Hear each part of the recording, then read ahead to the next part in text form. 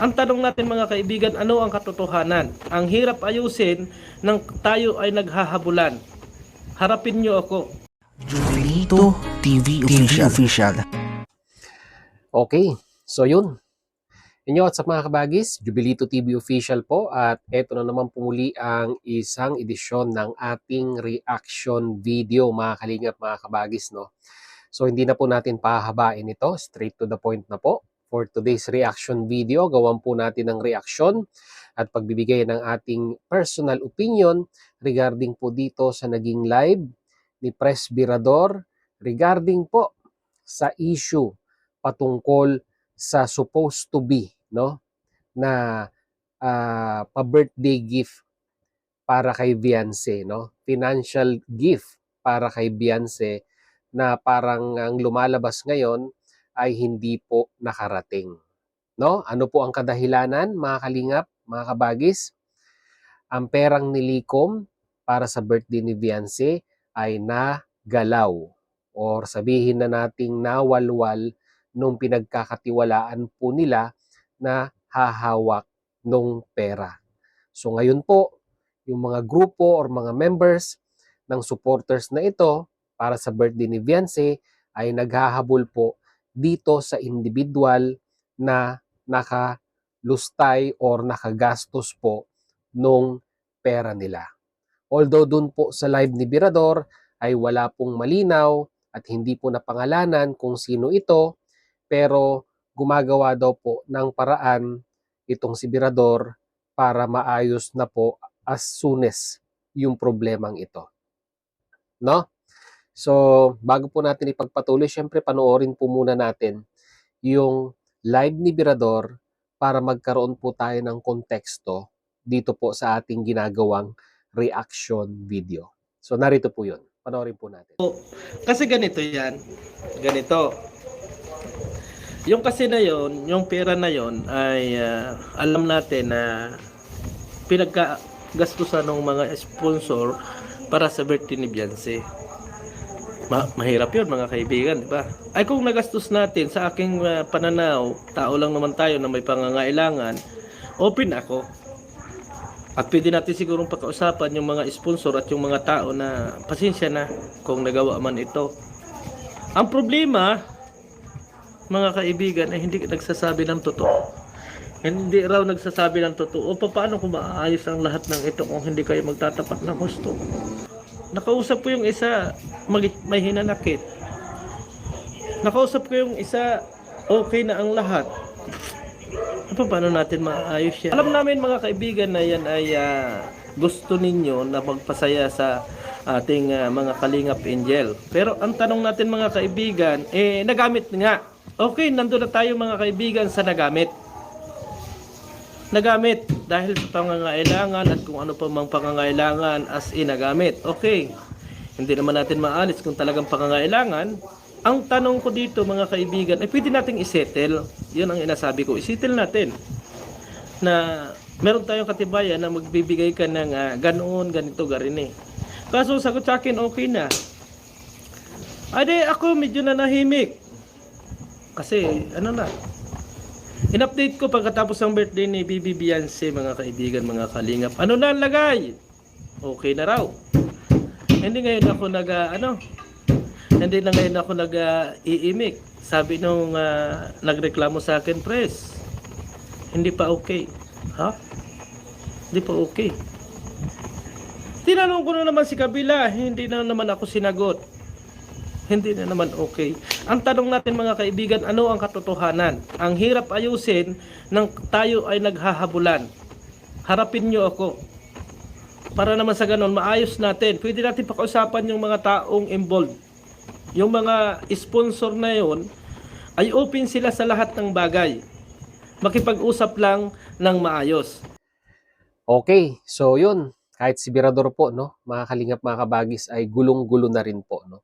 Hindi ko po alam kung ito pong si Birador ay miyembro din po ng grupong ito na sabihin na nating supporters ni Beyonce na naglikom, no, ng halaga para po maibigay nila sa mismong kaarawan ni Beyonce. Kasi parang siya ngayon yung lumalabas na mediator dito po sa mga grupong ito. Dahil base doon po sa napanood natin ay kinakausap niya po, no, ang magkabilaang grupo, o sabihin na nating parehas na grupo pero magkakaibang miyembro. Parang ganon. Kasi hindi rin po natin makuha yung malinaw na litrato dito po kung ito ba'y individual sponsors or group of sponsors, no? Mga kalingap natin. Ang nakikita lang po natin dito, ang pinakamalinaw na nakikita natin dito ay sila po ay nag-ambagan, no? Sila po ay nakalikom ng certain amount, at yung certain amount na yon ay meron pong isang individual na nangongolekta dahil nga po ang plano ay ito po ay ibibigay, no, para po dito sa dibu ni Vianse, no, which is ang nangyari nga po ay hindi nakarating dahil nalustay po or nagamit po yung pera. Okay, so nandito na tayo sa proseso ng paano may babalik yung nagamit na pera. Nandiyan na yan eh, nangyari na, di ba? Nagamit. So, ang nakalap po nating balita ay, di ba, isusoli hanggang December ang deadline. Tapos meron pong nagsasabi na pinag-uusapan pa yung mga sabihin na nating ano ang gagawin, paano mababayaran, paano huhulugan. Ganun po eh, ganun po yung nagiging usapin ngayon, no? Mga kalingap, mga kabagis regarding po sa issue na ito. Pero ang masasabi ko lang, nandun na tayo eh, di ba? Nangyari na, nagastos na. Ang nakikinita ko dito, or ang masasabi ko pong opinion ko dito, mga kalingap, mga kabagis, no? Bakit itong nangolekta nung contribution nila para sa birthday, pa-birthday gift nila kay Beyonce, ay ginamit yung pera? Kasi may sinasabi si Birador na parang may intindihan naman dahil may pangangailangan din tayong mga individual, no? Ang importante ay may balik, 'di ba? Ang ganang sa akin lang, no? Ang ganang sa akin lang. Yung perang 'yon, merong inilaan na petsa kung kailan nila ililiquidate or kailan nila ibibigay kay Beyonce. Which is yung po yung kanyang dibu, na sa kasamaang palad po ay hindi po nangyari. 'Di ba?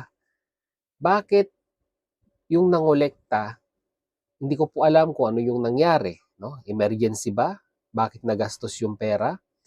Pero ang ganang sa akin lang po, no? Total, magkakaiba naman po tayo ng opinion. Hindi mo pera yun eh. Pera yun para sa birthday ni Beyonce. Pinagkatiwalaan ka lang na ikaw yung humawak ng pera para malikom, no? Para nga po pagdating sa birthday ni Beyonce ay, 'di ba, may i-announce na yung grupo po ninyo na sumusuporta kay Beyonce ay nakapagbigay ng ganitong certain amount. Pride po 'yun, no? Pride po 'yun sa nag-sponsor, na kung saan ay masasabi niya na kabilang ako sa grupong ito at itong grupong ito ay nakapagbigay ng ganitong halaga sa birthday ni Beyonce. 'Di ba? Ngayon, siyempre masama ang loob ng mga sponsor na 'yan. Kasi 100% hindi nabanggit yung pangalan nila nung in-announce kung sino po yung mga grupong nakapagbigay sa dibu ni Beyonce. Although ang pangako ay ibabalik, hulug-hulugan, pero yung pinaka main purpose, no, ng paglikom ng halagang yon ay hindi na naisakatuparan. 'Di ba?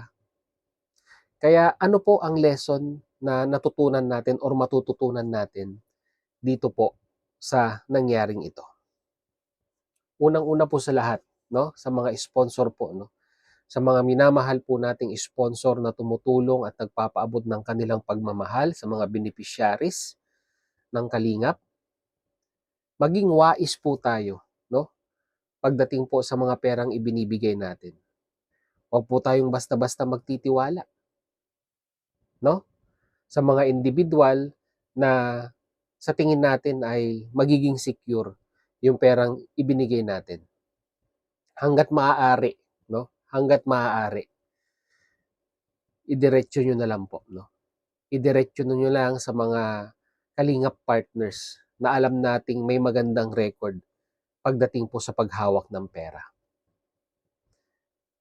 At least sa ganung paraan, yung perang ating pinaghirapan, alam nating may isi-secure. Tulad niyan, di ba? Tiwala tayo na yung pera natin ay hindi magagalaw, no? Na pagdating ng birthday ni Beyonce ay magagamit, kaso ang nangyari, ayun, nagalaw at hindi pa nagamit sa mismong birthday ni Beyonce. Although ang pangako ay may babalik, pero asan pa yung essence, no? Asan pa yung essence na nag-contribute kayo para sa birthday ni Beyonce na hindi naman naibigay sa mismong kaarawan niya. Kaya uulitin ko po sa mga minamahal po nating sponsor, maging wais po tayo, no? Huwag po nating tignan na matagal na nating kasama sa grupo yung mga taong pinagkakatiwalaan natin ng pera.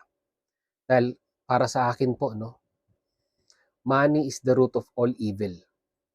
Pag tayo po ay nakakakita at nakakahawak ng ganyang klase ng halaga ng mga pera, minsan ay nakakalimot po tayo or minsan ay hindi po natin nalalampasan yung temptation na galawin or kurutin yung perang hawak natin.